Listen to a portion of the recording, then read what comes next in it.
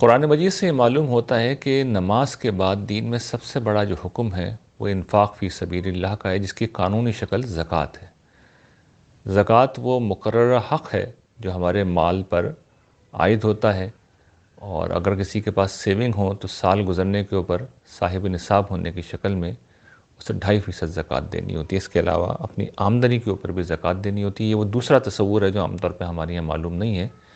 ہم سمجھتے ہیں کہ یہ شاید عشر کے ساتھ یہ ضروری ہے دینا، لیکن ہر آمدنی کے اوپر، چاہے وہ منتھلی ہو چاہے وہ اینولی ہو، اگر صرف محنت ہے یا صرف سرمایہ ہے تو 10%، اور اگر دونوں ہیں تو 5% دینا ضروری ہوتا ہے۔ یہ تو زکوٰۃ کا قانون ہے جو ہم سے متعلق ہے، لیکن اور یہ بھی واضح کر دوں کہ اس عمل کے بعد ہم خدا کے ہاں جواب دہی سے بچ جاتے ہیں۔ لیکن ہم جانتے ہیں کہ انسان جہاں اس کا دل ہوتا ہے وہاں اس کا مال ہوتا ہے۔ تو اگر معاملہ یہ ہے اور سارا مال ہمارا دنیا میں ہے تو اس کا مطلب یہ ہے کہ ہمارا دل آخرت میں نہیں ہے۔ تو جس وقت ہم خدا کی راہ میں اضافی طور پر خرچہ کرتے ہیں، انفاق کرتے ہیں، تو ہم یہ بتاتے ہیں اپنے آپ کو، جس کو قرآن نے کہا ہے کہ تم اپنے آپ کو پاک کرو مال دے کے، ہم دنیا سے کی محبت سے پاک کرتے ہیں اور اپنے آپ کو یہ بتاتے ہیں کہ میرا اصل ٹھکانہ آخرت میں ہے۔ میں وہاں گھر بنا رہا ہوں، میں محلات بنا رہا ہوں، وہاں پہ گاڑیاں خرید رہا ہوں، میں نہ جانے کیا کیا نعمت ہیں وہاں پہ جہاں پہ انویسٹ کر رہا ہوں، اور ایک روز مجھے اللہ تعالیٰ 700 گنا تک بڑھا کر لوٹا دیں گے، ورنہ کم سے کم 10 گنا تو وہ دیں گے۔ تو یہ بات یاد رکھیے کہ انفاق دو طرح کے ہوتے ہیں۔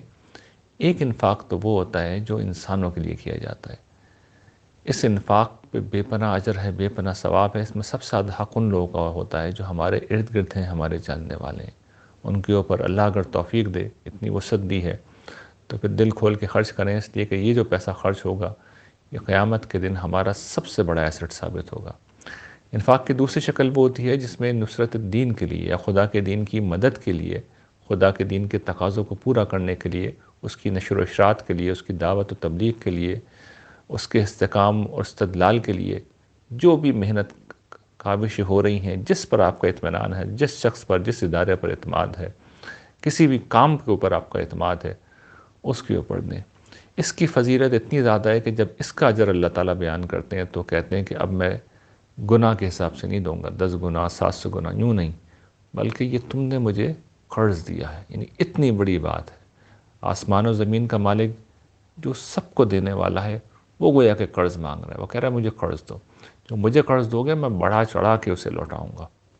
تو اس کی تو پھر سمجھیں کہ برکت اور اس کی رحمتوں کا جو اس کے نتیجے میں حاصل ہوتی ہیں، اس کی نہ کوئی حد ہے نہ کوئی حساب ہے۔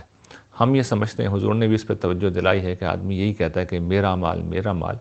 حضور فرماتے ہیں کہ آدمی کا مال وہ ہے جو کھایا پیا اور پہن لیا، اپنے اوپر خرچ کر دیا۔ باقی جو ہم کنز کرتے ہیں، جمع کر کے رکھتے ہیں، وہ اصل میں کر کے آ رہے ہیں، وہ ہم اپنے وارثوں کے لیے چھوڑ کے جا رہے ہیں، اپنی اولادوں کے لیے چھوڑ کے جا رہے ہیں۔ وہ اولادیں جو مرنے کے بعد ہمیں یاد بھی نہیں کریں گی، وہ اولادیں جو ہمیں پلٹ کے پوچھیں گی بھی نہیں، ان اولادوں کے لیے ہم اپنی زندگی کی 95% جو ارننگ ہے وہ ان کے لیے چھوڑ کے چلے جاتے ہیں، اور ہم خالی ہاتھ رہتے ہیں۔ وہ کبھی ہمارے لیے دعا نہیں کرتی، ہماری اولادیں، وہ کریں گی تو کتنی کریں گی، رسمی طور پہ دعا کر لی، ان کی دعا سے ہونا کیا ہے ہمارا؟ اللہ تعالیٰ کہیں گے تم نے خود تو کام کیا نہیں، اولادوں کی دعا سے ہوگا کیا تمہارا؟ گرچہ اس سے بھی فرق پڑتا ہے اولاد کی دعا سے، لیکن عام طور پہ میں عرض کروں اولاد یاد ہی نہیں رکھتی۔ کس کے پاس ٹائم ہے؟ ہم کتنا اپنے والدین کو یاد کر لیتے ہیں؟ ہم میں سے ہر شخص ذرا دل پہ ہاتھ رکھ کے جواب دے اس سوال کا، پتہ چلے گا کہ بعض لوگوں کو تو شاید برسوں میں یاد آتے ہیں، بعض کو مہینوں میں، بعض کو ہفتے میں یاد آتے ہیں، بعض خوش نصیب ہوتے ہیں جو روزانہ دعاؤں میں معمول بنا لیتے ہیں۔ لیکن کتنی دفعہ دعا کریں گے؟ 2 دفعہ، 4 دفعہ، 5 دفعہ؟ 24 گھنٹے تو وہ بیوی بچوں اولاد دنیا میں رہتے ہیں۔ اس اولاد کے لیے ہم اپنی آخرت برباد کر رہے ہیں، تو خود اس چیز کا خیال کرنا چاہیے۔